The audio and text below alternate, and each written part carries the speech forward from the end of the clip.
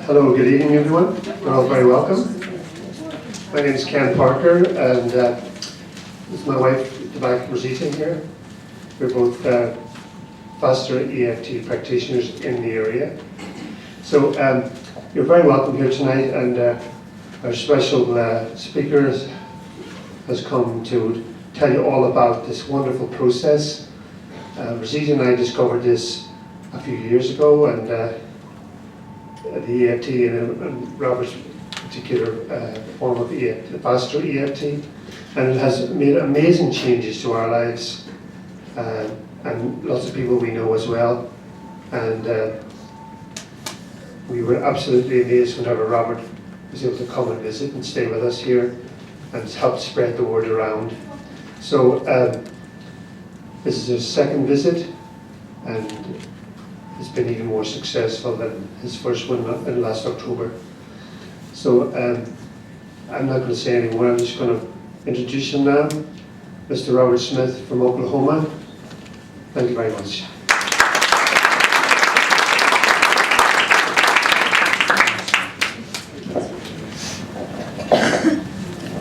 Welcome everyone. My name is Robert Smith, and yes, I am all the way from Oklahoma.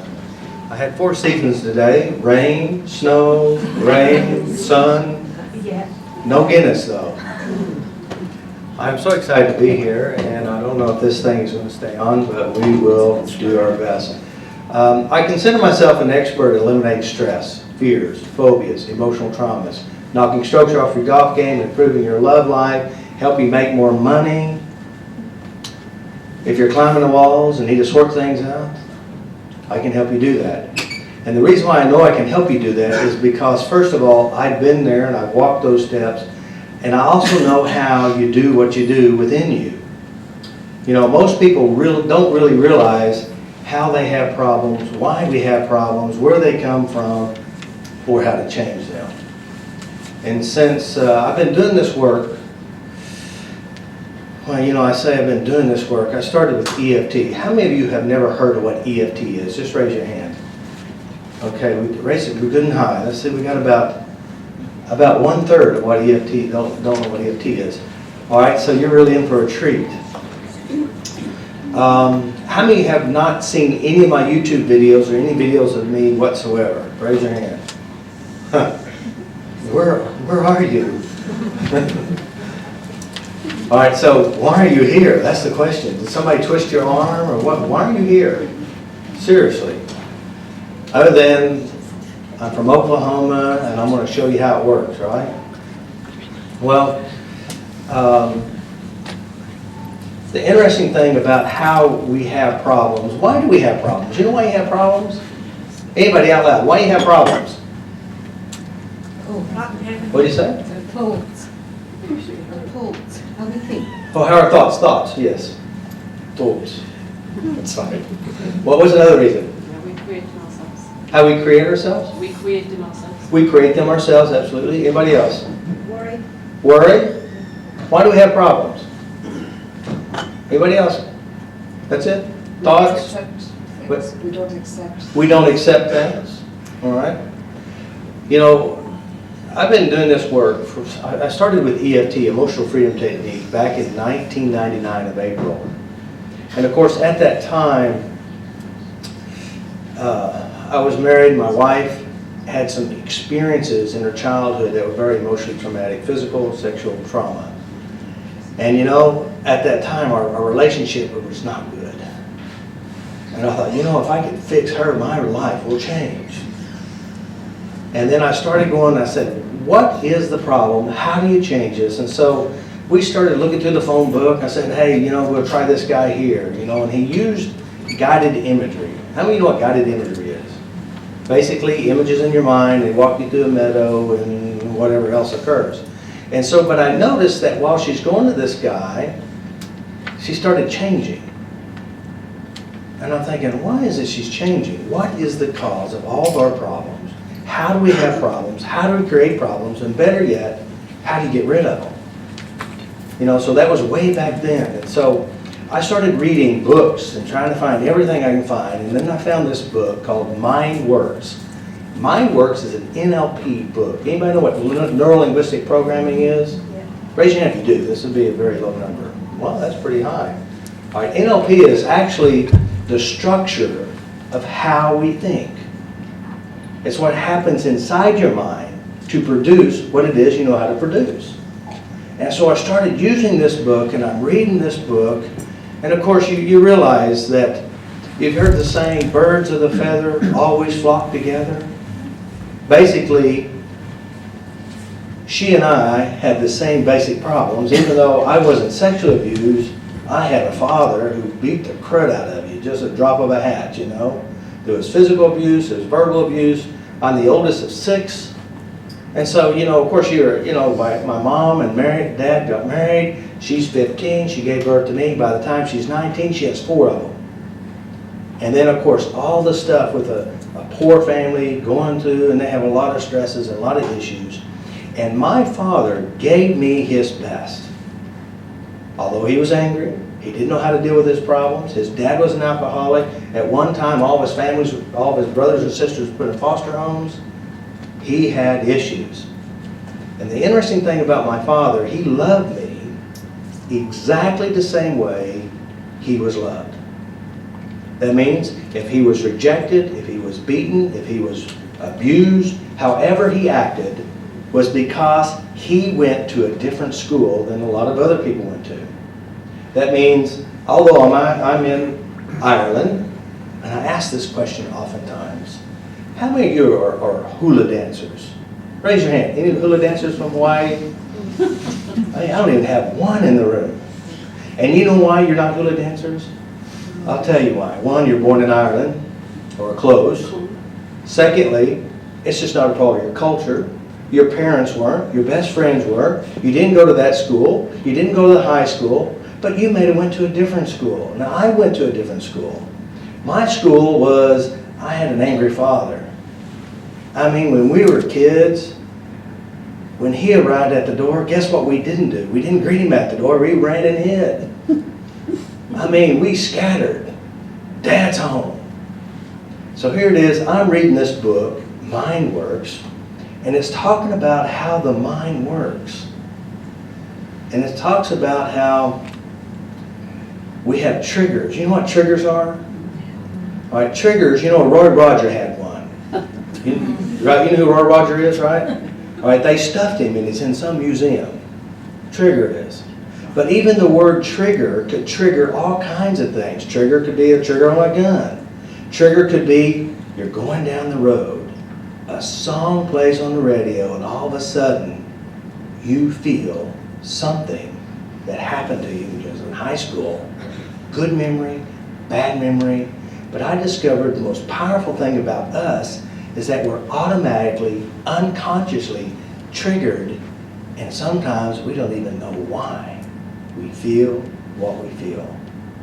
Do you realize that? I mean, that's how our minds work. But see, most people, if you have bad triggers or bad experiences, like this one lady, she said, you know, I can't look down that road where I used to live with my ex-husband because every time I get close to it, I feel it inside me.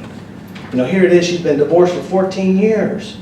And the trigger of a street changes how she feels. Now, of course, our best coping skill, the world does basically the same. If you have a problem, if you're stressed, if you're angry, if you're bothered, if you're upset, if you are triggered, what do? What's your best thing to do? What do you do if something bothers you?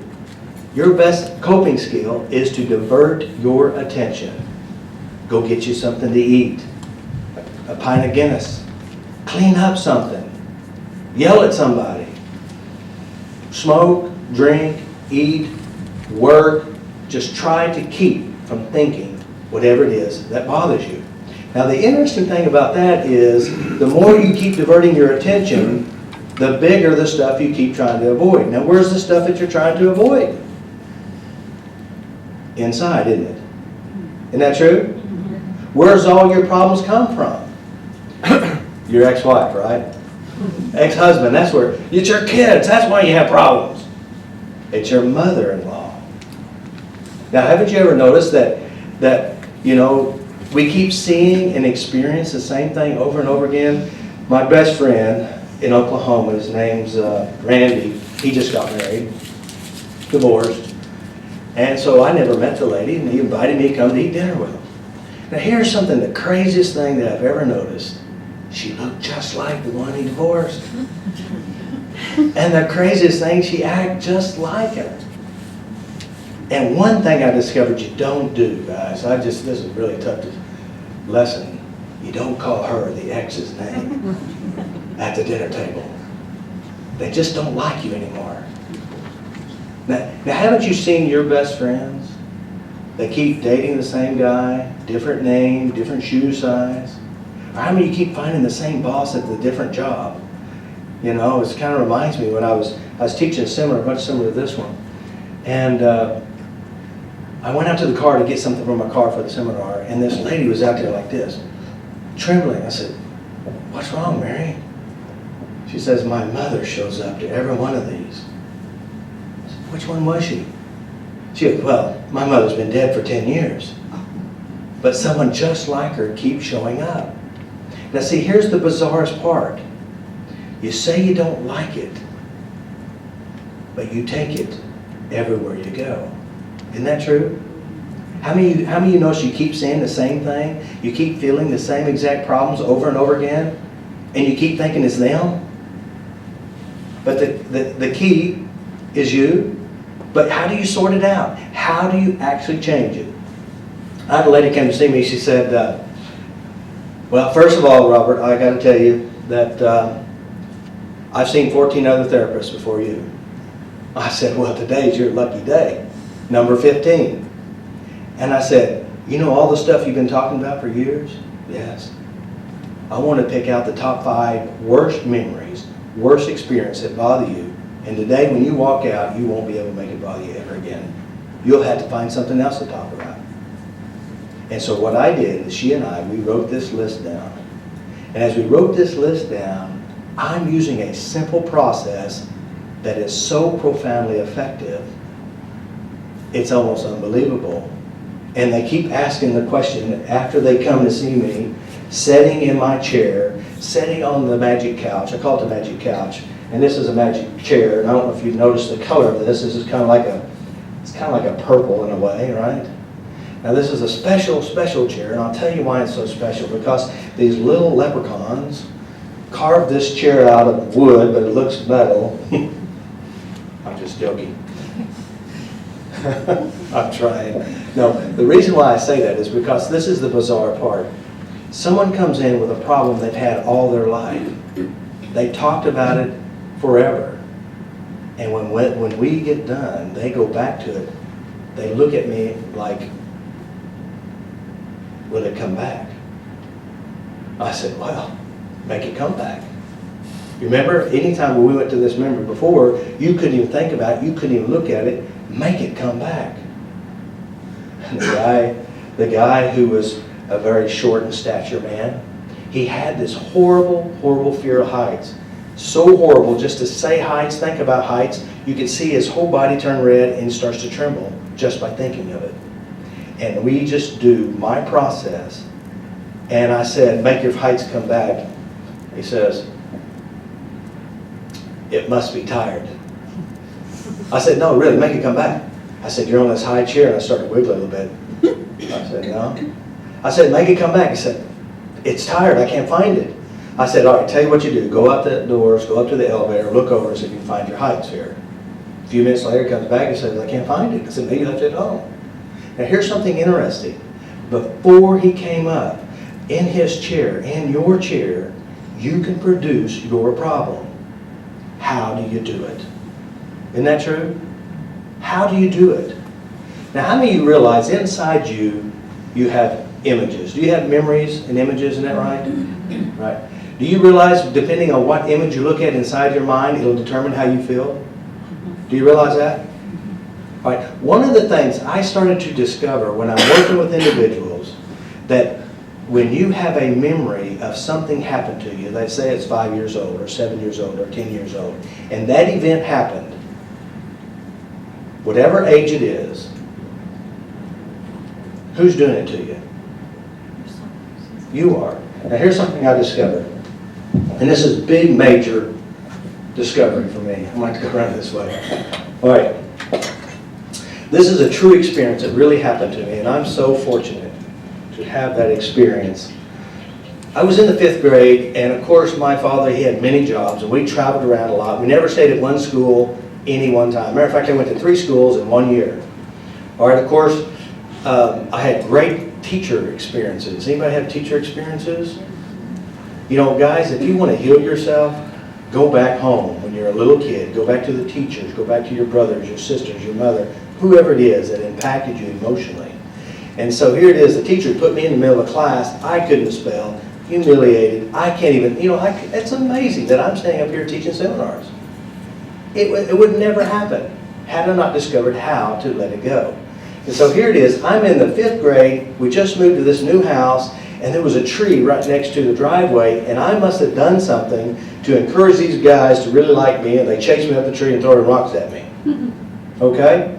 And so here it is. I'm next to the driveway, and my father pulls in the driveway. I said, yes, my dad's home. So I just walked right past him, went to my dad.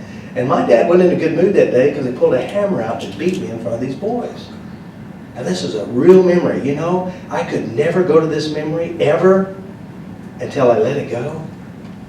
Now here's something interesting. This was a true memory. It really happened. But you know how true it is now? Not at all. It's not even real. But here's how I want to help you understand something. Every memory in your life, every experience, goes inside. Now, what's interesting about what goes inside, this is me, this is my father. Now, my father was a bald, so I had a little bit of hair here and I had a mustache, and he has a little hammer in his hand. Now, before I changed this meaning of this memory, anytime I went to this memory, guess what would happen? I would feel bad. I would hurt. I'd be angry. I wouldn't know what to do with this. And so when I think about it, who is really doing it to me? I am. Is my father inside my head? That's not big enough. Isn't that right? Small. All right? So my father isn't inside my head. So who is really doing this to me? I am. Who is the father if I'm doing it to me? Me. Who is the victim if I'm doing it to me? Me. So I'm the movie director and I'm all actors in the play. Now here's the most bizarre thing. How many know what affirmations are? Affirmations are something you affirm. Now what are affirmations? Something you affirm in a positive, isn't that right? Not true. You can affirm negative things. You know, every time I remember a bad experience, is that an affirmation? Yes, it is. Because what are affirmations? Something you affirm. You know what? I can go remember the memory and never say one word about it. Is it an affirmation? Yes. What is an affirmation? Anything you affirm. If every day you drive to work and you're stressed and worried and frustrated driving to work, is that an affirmation? Absolutely. Guess what happens if you do more of it? You'll end up hating your job. You'll end up wearing yourself out. So we're affirming. So affirmations are not only pictures in our mind, but also feelings, and not only feelings, but they're also words that we say to ourselves inside or outside. So inside this memory, I am the one who's doing it to me. Now that's a really nice thing, because if it is me, can I change me? Yes. What if it's my father? What if I still feel it's my father causing me problems? Can I fix my father? No. You know why? Because he died about 1992 in a car accident. So guess what? My father died in 1992, and I think if I can fix my father, my problems go away. By the way, when my wife had problems, was it her problems or was it mine? It was hers, and how I see it was mine. If you understand this, this is so powerful. So if you can change you, change what you do within you, change how you feel about you in every memory. Where does low self-esteem come from? It comes from yourself. And how do you esteem yourself? Well, if you have a lot of these around inside you, guess how your esteeming self would esteem yourself? Not very well, isn't that right? Because what we do within us, we pull to us. So here's another bizarre thing. Even though I would never, ever, ever in my conscious, logical mind would ever want to do this to my son. Never. Ever, ever, ever. But you know what? If certain emotions were just right, certain feelings were going on in my life, you'll do it and not even know you did it. You'll just automatically respond without ever thinking. And you know why? Because you have this affirmation deep inside. You hear what I'm saying? But so what we have to do is figure out how to change us. Now, you know what? You know, a lot of people say, well, you know, if I could just do this or fix this or solve this, then my life will change. Thank you, sweetie. But that's not really true. Because see, the problem is that we've always ran from our problems. Isn't that true? You know, somebody keeps looking and trying to find a better job, divorcing my wife, divorcing my husband, finding a new boss, finding a new this, but the problem is you keep taking you with you. You keep taking your head and all your references. So, do you understand? Every memory, every character inside you is who? You. All right. Now, who supplies all the emotions when you think about it? You, not them. Now, if you look at them inside your mind and you say they feel sad, are they in you? It's you. Does that make sense? So if we lay this foundation, if it really is you, and if you can change you, your life can change. Permanently and forever. Okay. So many markers, so many pens. All right, now this is fundamental. Okay, so let me help you introduce you to your brain. Would you like to know how your brain works? All right. But before how your brain works, I'm going to lay another foundation. What is the cause of all problems? Anybody just say, what do you think it is? What's the cause of all problems? How we perceive. How you perceive. The cause of all problems. I say the cause of all problems is birth. That means had you not been born, you'd have no problems. Does that make sense? The cause of all problems is birth, and the reason why you're born is because you were the fastest swimmer to the egg. Okay? So first of all, you are a success. There were billions of swimmers. You were the fastest. All right? And then you're born. And guess what? When you were born, you discovered a world. Now the interesting thing about the world is that I believe in this belief system in which I operate from. I know you will believe it too because it is true. All right, before you were born, I believe, one, the stage was set.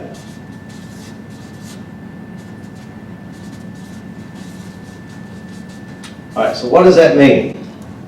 Before you came into this world, before you were ever even conceived, the stage was set. That means your father, your mother, whoever, whatever, they had their own issues, their own environment, and then you swam fast. Right? Now, just like the lady who came to see me, her mother was raped on a snowbank by her father's best friend while he was away on military duty. All right, now here it is. Even though this little bitty baby had no knowledge of it whatsoever, she was born, and guess what? Do you think mother would have an attitude about the child, even though she would try not to? Do you think that this father, as he looks at this little baby and he can see maybe his best friend and feeling anger and guilt, do you think that his emotions and his behaviors toward this child would affect her? The stage was set. Let's say, for example, you're the last of the Mohicans. There have already 6 of them before you. And you were the accident. And, of course, they had so many other kids. You think that would affect you as a child? And your sister and your brothers all took care of you? Of course it would. So here it is. I believe the stage was set before you. And 2, you were born.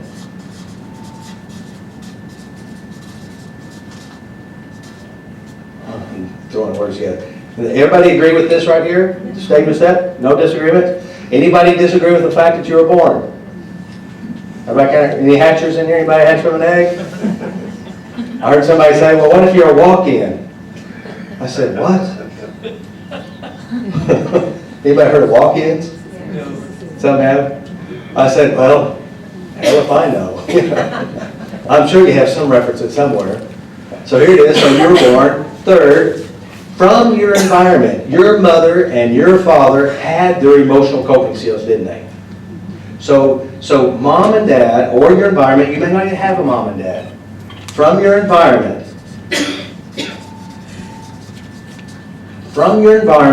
there are emotional events occurring. From this environment, you learn how to figure out how to deal with the world. So mom and dad, they had their emotional skills.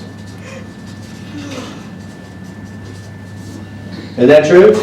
If your mom was jealous, say for example, this is very common. Let's say for example, mom grew up and she had a sister and she was so jealous because dad loved her sister more, she thought. All right? And then she gets married and you're the little girl and now the husband, your father, really loved you and mom was jealous. I mean, this is her baby. Would that affect a little child? You darn right. So here it is. From this environment, they have their emotional coping skills. They have their belief systems. And from this environment, you learn to deal with it. You develop your own skills. Right? I'll just scribble it up. Does that make sense? So here it is. You come into this world, they have problems, and you get to figure out how in the world you're going to deal with it. So from this environment, you develop your own skills, and then you start to develop my identity. Isn't that true? And here's the craziest thing that I've heard people say, and I had my sister-in-law, she came over one day, and she said, you know, a stepfather had sexually molested me. And I said, well, you just need to make peace with that. We need to address this. We need to change it. She goes, but if I change it, who will I be? I said, well, other than happier, let's say you'd be free. But see, the problem is that we have major emotional experiences and we start thinking that is us. There's no hula dancers in here, are there? And the reason why you're not a hula dancer is because you weren't exposed to hula dancing. But really, you're not your behaviors. Do you realize that? You are not your behaviors. Because you can change your behavior. Unless you believe you're stuck. So here it is. We create these identities from our experiences and then we start building our life around it, saying this is me. You buy a name tag, you join a group, I am Joe and I am manic depressive, I'm an alcoholic, I'm a big fat loser, I'm depressed, I am, and then you start hanging around all your angry people and you sit around talking about how angry you are and you got this name tag. Guess what you'll always be? Angry, depressed, having no control. Now I believe this to be a fact, is that if you change you on the inside, you change your identity. Now the nice thing is if you can change your identity. What if you get rid of all the angers, all the sadnesses, all the hurts, all the rejections, and make peace with everything inside you? What happens to your life? Would it get better? Yes? All right, now who are all the actors in your memories? We are. Now I can feel a little tension here, isn't it? Do you feel a little tension going on? Say, what do you mean? If I get rid of this stuff, who will I be? I mean, we have bought name tags and acted and performed as if we were it. And there's no way out. But there is a way out. And I'm going to show you how it is. How do you change you? Changing you is merely making peace with one part of you. And that is how you internalize yourself in every memory, in every experience, and releasing all emotions and changing the words and the voices within you. Does that sound good? Is it possible? I mean, can you do it? How many believe that you can't do it, you're stuck with it? I was going to ask a question. What happens if you don't have any memory? If your memory is blocked out? So what happens if you have no memories and your memories are blocked out? Well, what you do is you address what you do know. Because you do know things. So, you know, for example, some people, like I don't have very many memories of my childhood. I have like 5 or 6. But the interesting thing about our unconscious mind, it's so gracious to us. Because it'll take experiences and move it into your future in a different style, in a different way. Now this is really crazy. Let's say, for example, this lady who had this horrible experience, but she could never go there. But the amazing thing is that we started addressing her current problems, and her past problems start to show up. Again, we talk about patterns. You keep seeing the same person, the same character, you keep dating the same person, having the same experience, and they keep showing up. So what you do is you address what you do. Know. So how do you know you have a problem? That's the magic question. How do you know? I know because I feel it. I know because this person over here bothers me. I know because I have this experience. I have this, and you address what you know. But how do you change it? That's what we want to know, isn't that right? This all sounds good. You know how many people have come to see me and they said, well, Robert, you're saying everything I know. I believe what you're saying is absolutely true. This is all true, I know it. But there's one piece is missing. The piece that is missing is changing how you internally represent it. I mean, I had somebody come in and say, well, I know why I'm abused.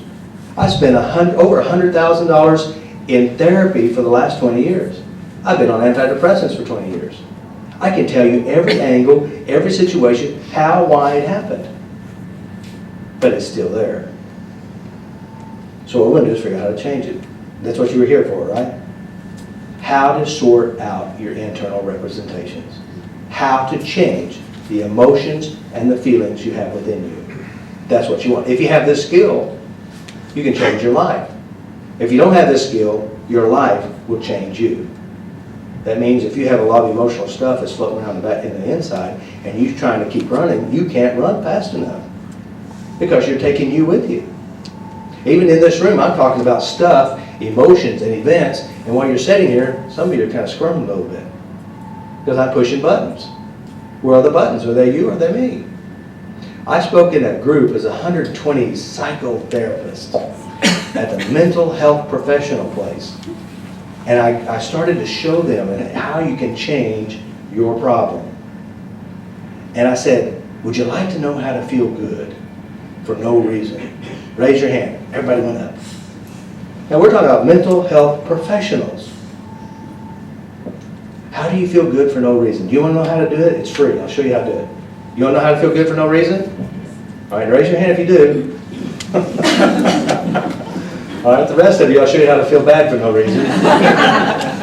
I'm sure you know that one. All right, let's do this. Everybody take a deep breath. Close your eyes. Now what I want you to do is I want you to go back in time and go back to maybe an experience such as holding your little baby for the first time, or the day you got that puppy dog or the kitty cat. Go back to a time. It doesn't matter when, but go back to any time in your life. You're holding that baby, that good memory, that good experience. And as you go back, notice what you're looking at. Notice these feelings inside you. And noticing how good you're feeling just by focusing inside. Now, if you see colors in your memory, brighten it up, add more.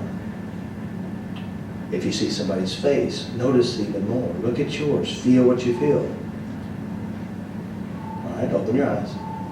Now look at me. How many of you went back and felt good for no reason? You did, didn't you? How did you do it? You changed your focus and you went back and remembered. One of the things I discovered while working with individuals, depression. Depression is a big thing these days, and the reason why it's a big thing is because people don't know how to change how they feel. And I started doing a little research, and so I'd have clients come in and say they're depressed. They've been depressed all their life. And I said, okay. I said, do you have a happy memory?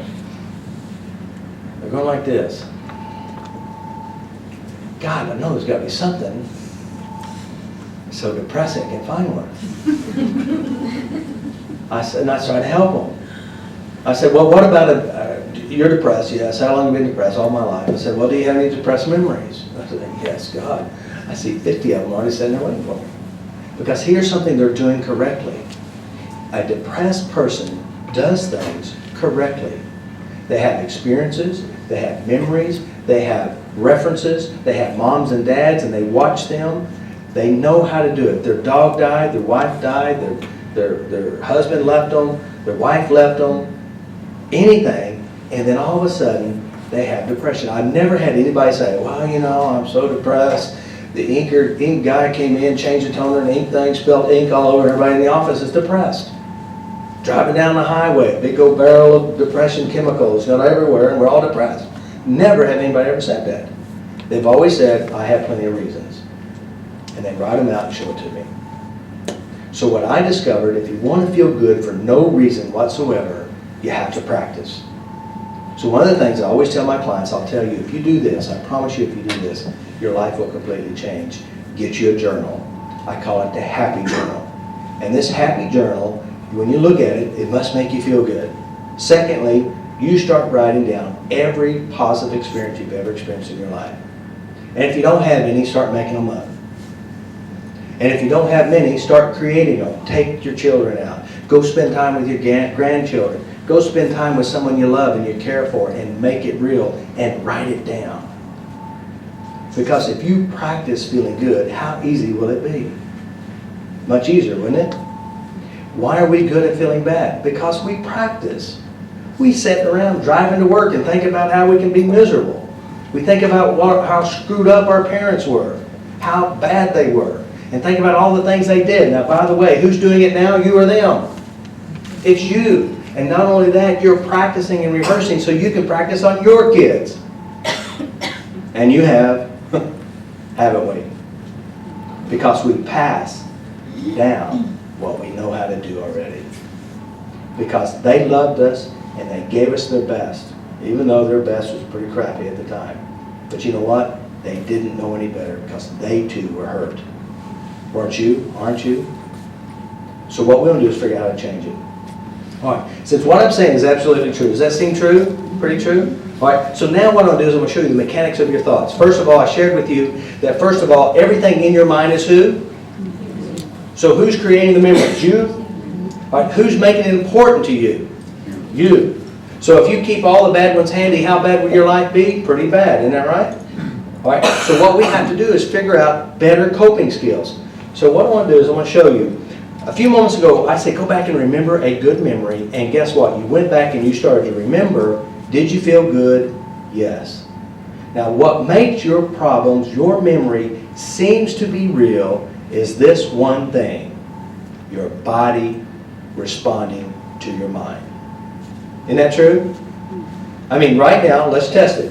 Think about an event, a person, something that stresses you and bothers you. It doesn't matter what it is. Nobody knows, just the privacy of your own mind. Think about it. Everybody take a deep breath. Close your eyes and think about it. Now, if you go back to this memory, if you look out your eyes like you're there, seeing them, hearing what happened, feeling what happened, noticing it's you. Because they're not here. And they're not doing it if they are here. It's you. You feel it, isn't that correct? Notice in your body where you feel it. Notice the image inside your mind that you're looking at if you have one. Is it in color or is it in black and white? Is this memory close or is it far away? Alright, now if you have an image in your mind, take this picture, this image, and slide it to the left or to the right, but move it and point to it so I can see what you did with it. Move the memory over to the left or to the right. If it doesn't move, in your mind, reach up and grab it and move it. Alright, look at me now. Now first of all, some of you are doing something you're not used to doing is you're looking at your pictures in your mind and you're noticing them. Secondly, you moved it, didn't you?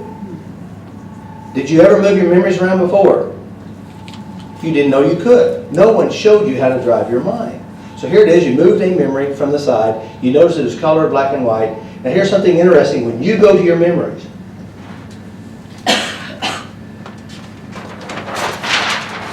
Alright, everybody, are you looking at me right now? Right? How many can see you look at me? I mean, it's like you're behind you, over to the side, watching you look at me. Anybody doing that? No. You only can see out your eyes, isn't that right? Mhm. And you may see a head with hair or no hair or the hat, right? So right now, you're looking at me this way. That means your brain is taking all this information, it's going straight into your eyes, going into your mind somewhere in the cortex, right? All right. Now here's something interesting is when we start to remember things, and as we remember these things, when we go back, there's about 3 to 4 different ways that we see memories. One, when you go back, you're remembering what happened to you at 5. And it's like you're looking at the event. That means you see your father or mother, whoever. So it's like you're in your body and you're seeing yourself. That is first person, I'm there, deep hypnotic state. The second time, oftentimes when you go back to memories, when you remember the memory, you're like this. I see my father and I see me. By the way, can you record memories that way? No. Because you can only see what comes into your eyes. Isn't that correct? All right. So inside of our minds is doing something for us. Because if you go to all your memories and you're watching it happen, it doesn't feel as real as if you're still there. Does that make sense? Okay, so inside of our minds, we process information certain ways. Most people see it this way or this way. To feel it less, you see it this way, but it doesn't mean the emotions are gone. And then the next way we see memories or internally represent memories is like I'm my mother or my father and I'm looking at me. So that means you're seeing it from this point of view. Oftentimes it'll be represented, well, I feel my mother's pain. I feel my father's pain. Can you really feel their pain? No. So this is 3 basic ways that we internally represent things in our mind. So now, let's go back to this memory that stresses you, and let me show you how to drive your mind. Take a deep breath, close your eyes, and go back and look at this memory. The stressor one. Now, if you're in your body, raise your hand that you're looking like you're really there and you're seeing it happen. Raise your hand so I know what you're doing. Okay, so raise it up so I can see. So we have about 50%. All right? Now, those of you who are looking at yourself in the memory and watching it happen, you go ahead and put your hands down. Those of you who are watching you in the memory, just notice that. Now notice it. Now what I want you to do is step inside your body because that's how you originally recorded it. And you'll notice when you do that, the emotions get stronger. Isn't that right? Very good. All right, now step back out. Now take all of you, take this memory of yours and move it far away like it's on a movie screen. You're watching it from a distance. All right, notice what happens when you do that. How many of you notice it gets less emotions in it? Isn't that correct? All right, now notice something. You're driving your pictures in your mind. All right, now a few moments ago, remember the good memory? You put it over there. You remember that? All right, take this memory and put it on the other side. All right, now just for the heck of it, point to the good memory in your mind. Point to where you moved it to. If you didn't move one, then put one there. All right, now point to the bad one. It's in a different direction, isn't it? All right, now look at me. Inside your mind, you're driving your mind. If you move your pictures around and you change the meaning of your pictures, does it change how you feel? Absolutely. Who's doing it to you? You. All right, now this is called the swish pattern. I call it the switch pattern. Because what happened is I discovered in order for any emotional change to ever occur, one thing must always happen, and that is good feeling, bad feeling, collapse at the same time. Does that make sense? That means it's impossible to feel good and bad at the same time. Why? I'll tell you why. Because when you're thinking of a good feeling, a good time, your brain tells your body to produce the feeling. Now, how does it tell the body? The brain and the mind has a system that always works. It doesn't matter what you think. As you think about it, your mind makes it real in the body. That means you can think of something good, you feel good. You think of something bad, you feel bad, just by moving your focus around. Does that make sense? And so it uses the organs and the lymphatic system, it uses the heart system, it uses the blood system, it uses its energetic system. That means when you think, it sends electrical impulses to the body, making it responding to what you think. That's the mechanical part. Make sense? All right, so what happens is it uses both organs to manifest and produce feelings, good or bad. So what we're doing is when you feel bad and feel good at the same time, it erases, releases the negative emotion. Did you hear what I'm saying? Because you can't feel bad and good at the same time. You can feel bad and move over to good, or feel good and move to bad, but you can't do it at the same time because your brain can't make the body do both at the same. Is that clear? Okay, so one of the things, and I use what I call tapping. I originally started with EFT, Emotional Freedom Technique. And so the tapping, basically what happens,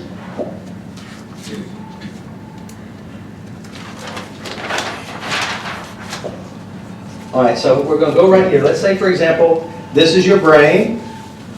Now, I'm not what you call the best artist in the world, but this is your brain, okay? So this is your brain, and inside your brain, you have this memory, okay? Whatever the memory is.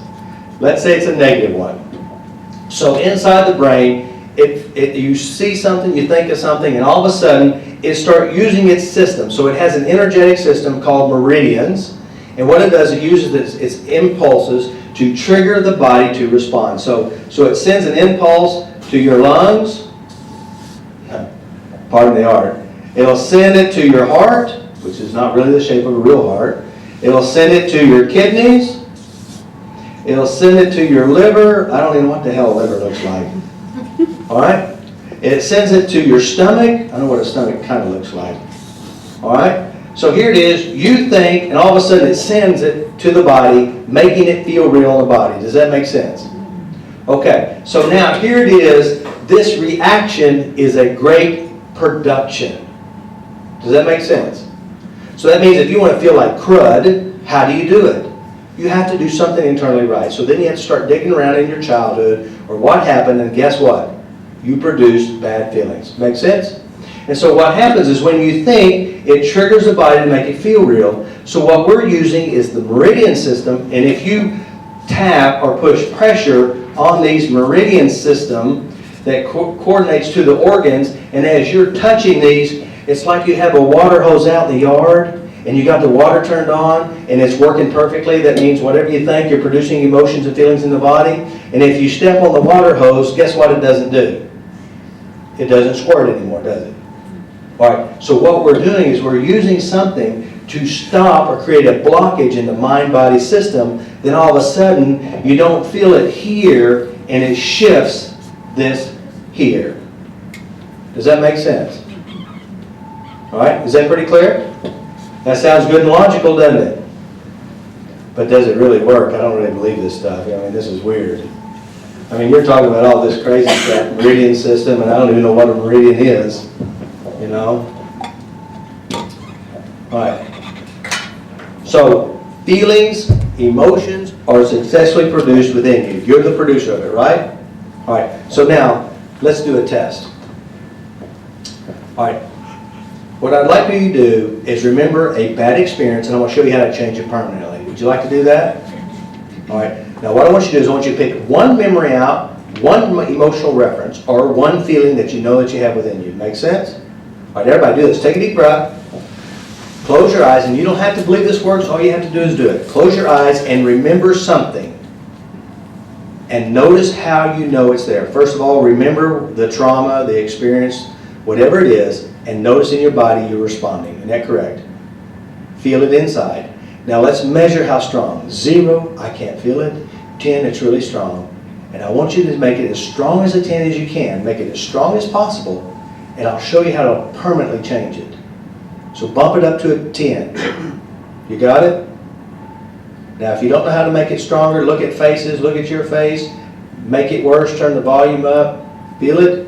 0 to 10, if it's 5 or higher, raise your hand. 5 or higher, well, once you get it up to 5 or higher. All right, good. All right, now look at me. Imagine if you had a tree in front of you and I pulled the roots out from under, what happens to a tree without roots? It dies. Everybody take 2 fingers. I'm going to walk you through this process. We're addressing that memory. Tap between your eyes and say, I release and let it go. Beside your eye, release and let it go. Under the eye, it's safe to let it go. All right, necklace point or collarbone, I let it go. Grab your wrist, I let it go. Take a deep breath. Blow it out. Say peace. All right, now let's go back to this memory again. As you go back to the memory, notice the remaining emotions that's there. See if it's still there. Feel the emotions. Notice the emotions. Anger, sadness, grief, helplessness, hopelessness. Whatever it is, feel it. It's already lessened some. You got it? Now look at me again. Tap between your eyes and say it out loud. I release and let go. All angers. Beside your eye, release and let go. All fears. Under the eye, release and let go. All emotional traumas. I release and let go. Angers, guilt, frustrations, hurts, and everything else. I love and accept myself completely. I'm really here in this room doing this silly exercise. And everybody's doing it too. And I'm safe. Grab your wrist. Deep breath. Blow it out. And say peace. All right, now, go back to this memory again. And I want you to go back to it, see it again, feel it again, and see how strong this emotion is to it. How many of you noticed it started to change already, haven't you? All right, go back and make it bother you again and see if you can do it. Now, the best way is to look at faces. Look at the expressions on their face. Look at your expression. You got it? It may intensify it a little bit. You got it? All right, tap between your eyes. Let it go. Beside your eye, it's safe to let it go. Under the eye, just let it go. Collarbone, let it go. Grab your wrist. Deep breath. Blow it out. Peace. All right. Now, we started a few moments ago, and we've done, 3 rounds of it, didn't we? Now, how many notice when you go back in your mind, you start thinking about it, it started changing the image, hadn't it? How many of you notice the picture start changing? How many notice the feeling inside your body start changing?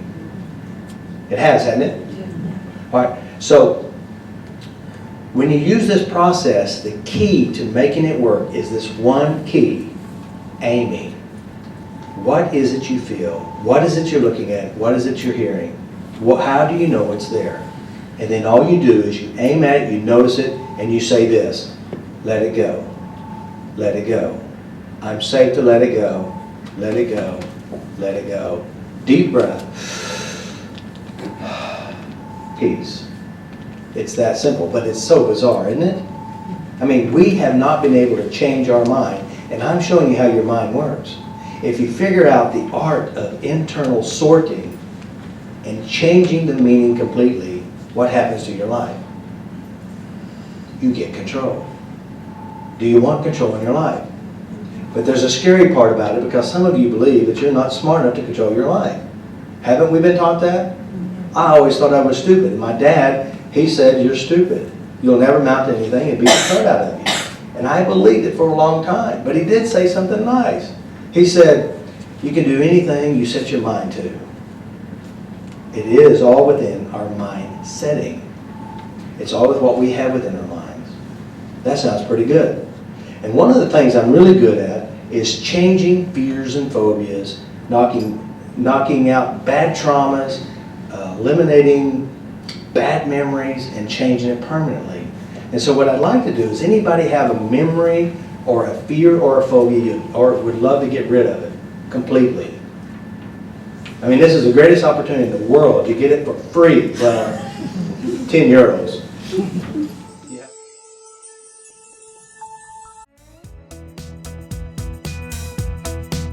Well, I found what I've been looking for.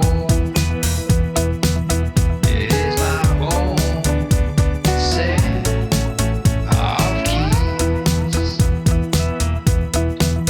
Yes, I have found what I've been searching for. It is my own set of keys to open up love. My own love to open up love. To set me free.